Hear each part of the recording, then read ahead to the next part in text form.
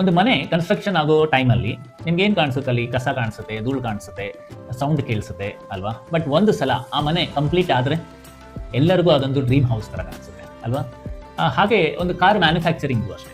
ಅದು BMW car ಆಗ್ಬೋದು, Audi car ಆಗ್ಬೋದು, ಜಾಗ್ವಾರ್ ಆಗ್ಬೋದು, ಎನಿ ಕಾರ್. ಓಕೆ, ಸೊ ಈ ಕಾರ್ ಮ್ಯಾನುಫ್ಯಾಕ್ಚರಿಂಗ್ ಟೈಮಲ್ಲಿ ಎಲ್ಲರಿಗೂ ಅದೊಂದು ಸ್ಕ್ರ್ಯಾಪ್ ಥರ ಕಾಣಿಸುತ್ತೆ. ಬಟ್ ಒಂದು ಸಲ ಆ ಕಾರ್ ಫಿನಿಶ್ ಆಗಿ ಶೋರೂಮ್ಗೆ ಬಂದಾಗ ಎಲ್ಲರಿಗೂ ಅದೊಂದು ಡ್ರೀಮ್ ಕಾರ್ ಆಗುತ್ತೆ.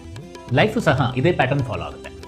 ನೀವು ಸ್ಟ್ರಗ್ಲಿಂಗ್ ಫೇಸಲ್ಲಿದ್ದಾಗ, ಲರ್ನಿಂಗ್ ಫೇಸಲ್ಲಿದ್ದಾಗ, ಎಷ್ಟೇ ಹಾರ್ಡ್ ವರ್ಕ್ ಮಾಡಿದ್ರು, ಎಷ್ಟೇ ಅಪ್ಸ್ ಆ್ಯಂಡ್ ಡೌನ್ಸ್ ನೋಡಿದ್ರು, ಎಷ್ಟೇ ಪ್ರಾಬ್ಲಮ್ಸ್ ಫೇಸ್ ಮಾಡಿದ್ರು ಜನ ನಿಮ್ಮನ್ನ ರೆಕಗ್ನೈಸ್ ಮಾಡಲ್ಲ.